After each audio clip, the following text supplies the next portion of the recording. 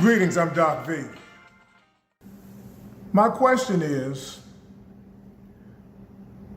when the news comes on and they talk about the presidential race, they talk about the issues that the Republicans are bringing and putting on the table. They talk about the issues that the Democrats are putting on the table. And they talk about how the two sides, the left and the right, collide. And when I bring up the conversation to friends and I ask them, did you see the presidential debate? Did you see the Republican speech by Donald Trump? Did you see Joe Biden during the debate? What did you think about that? Well, I don't care about that stuff. It doesn't pertain to me. And my question is, why don't you care? When laws and policies are being put in place, when our ability to obtain jobs or to obtain student loan forgiveness or have the right for loans and mortgages, for interest rates to be where we can afford to purchase a home or to go to school. Political decisions or people that are in office, their policies and things that they push and put on the table and put before us affect our lives. And I asked some of the people that I'm in contact with, either during lunch at work or at the gym, and I asked, what do you think of this? And many of them say, well, I don't care. It doesn't pertain to me. And my question is, why don't you care? There was a conflict, and I'm going to try not to mention any names, but there was an award ceremony where our prominent, famous black representatives were in front of the whole world, the whole United States and the world, displaying their talents and getting awards. And one particular gentleman didn't like the joke that the comedian said pertaining to his wife. And he walked up in front of millions of people and slapped this man across the face. Then after he sat down, he began to curse and to scream threats and obscenities in front of the whole world, in front of the whole community. This was a black man doing this. And in my eyes, in my views, this affected me. Well, it don't have nothing to do with you. It don't affect you. Yes, it does affect me. When a black man does something great, does something good, does something notable, does something positive, it affects me. When a black man does something negative, robs a bank, burglarizes a business, hits somebody over the top of the head, disrespects law authority. When a black man or woman does that, it affects me. Well, it doesn't have anything to do with you. It doesn't affect you. Yes, it does affect you, and it does affect me. Because after that young black man goes into the store and shoots it up and robs it, the next week when I go to walk in there as an upstanding citizen and I try to buy something, I'm being looked at. Follow him. What's going on with him? What is he doing? What you do does affect others. My question is, why don't you care? The news often covers the wars going on over in the Middle East. You have Israel in a war with Hamas. It's a religious war that has been going on for centuries. I'm not going to try to explain, nor do I understand all the implications involved. But I know that there is a war going on and thousands, hundreds and thousands of people are dying. About 1,000 miles north of there, Russia is battling Ukraine. And Ukrainian allies, which the United States are part of that allegiance, are supplying Ukraine with weapons and tactics to try to fight off Russia from destroying their country. And I bring this up in conversation at times to my brothers. And I say, what do you think of this? And oftentimes they say, well, that has nothing to do with me. I'm over here trying to pay my bills and trying to get my things going, trying to get my car and make sure my lady's happy. And again, I ask the question, why don't you care? Because what one country does to a weaker or more inferior country, or they deem weaker or less powerful, once they destroy them, then what's next? Let me ask you a question. If you heard that King Kong was coming out of the woods every night and stomping down houses in your subdivision, running people out the houses, killing people, tearing them up, then going back into the woods.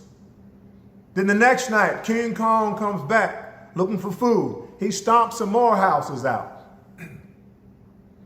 You got 75 houses in the neighborhood. And after about a week, Kong has stomped out about 15, 20 houses. And they're coming up your street. What are you going to do? Are you going to sit there and wait for King Kong to stomp your house out? Or are you going to come up with a plan? Are you going to collaborate and group up with the remaining homeowners and come up with a plan to meet King Kong before he starts his rampage again and stop him in his tracks? I use this analogy to explain what is happening with world powers and countries around the world that do not like the way the United States is set up. They do not like our diplomacy. They do not like our diplomatic policies and setup. They keep their distance and we keep ours. China, it's a communist country. They don't handle free enterprise like we do over in the United States. There's different countries all over the world that are powerful, and they believe that their way is the right way. And we have gone to wars over the last 50, 60, 70 years. We have gone to war with these countries over how their policies affect their citizens and indirectly affect us. Oftentimes I get into conversation about the history of World War II, the history of World War I, how this history and how these wars have affected our unity and our diverse culture. And I ask you again, why don't you care? Another time I was talking to a gentleman and he said that his vote doesn't count. He said there's millions of votes, millions and millions of votes. And then there's the electoral college. My vote doesn't count. What is it? Why do I need to bust my head and stand in line for 2 hours, get off work and vote? My vote doesn't count. I said, your vote does count. He said, not to me, it doesn't. So we began to discuss politics. We begin to talk about Joe Biden and his cognitive alignment being disrupted, maybe his age, maybe COVID virus. We don't know the details of all of it, but there's definitely some misalignment with his thinking, with his alertness, and with his ability to lead this country. And I asked him, what do you think about this? And once again, he said, this does not pertain to me. I said, well, did you hear Donald Trump during the debate? Did you hear how he talked about what he was going to do with China and how he was going to settle trade with China and how he was going to deal with Russia and how he would talk about the Democrats and their leader, Joe Biden, and how he was incompetent and how he was going to take over? Did you watch that, and do you have an opinion of what was talked about there? And once again, my comrades, some of the people that I talk with at work or at the gym or at church, again, some of them say, what's that got to do with me? And again, I say, why don't you care?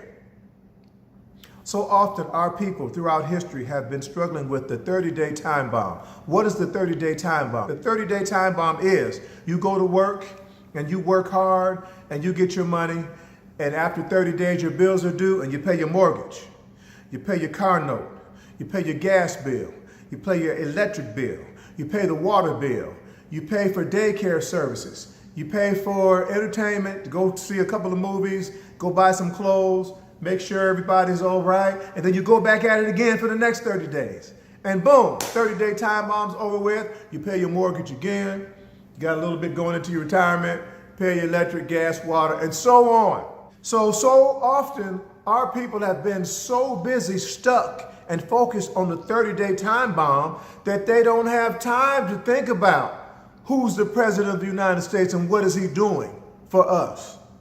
Or what are the voting laws? Or what are the policies that our politicians and our governor and our mayor, what are they doing in our society?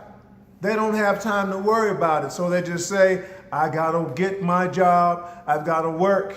And then the blanket statement comes out, if you're black, vote Democrat because they're going to help you get jobs, they're going to help you get loans, and they're going to protect you against discrimination. Do I agree with this? I'm going to have to say no. Once again, the policies over with the Republican side, the right, against the policies of the Democratic side, the left, some are good, beneficial, and some are not. On the other side, some are beneficial and some are not. Some people are all the way right and some voters are all the way left. It depends on their socioeconomic status, their educational level, their employability, their children, their income. It depends on a lot of things. So you just can't take or make a blanket statement on which side is better for the country. Now, some of you are going to come at me about this, but I have to say that I took a test to see if I was more Republican or more Democrat. And many of the views, as far as protecting our shores, protecting the border, taxation, I can understand and I can agree with. On the other hand, on the left, with the Democrats, I understand when someone is in need or when someone was raised up and they didn't have the money or the opportunity to pay for an education, but they had the cognitive ability and the talent to excel in a certain area, they should be helped and lifted up and put forward. I have views on both parts. Now, what makes it difficult this time is the candidates that are running.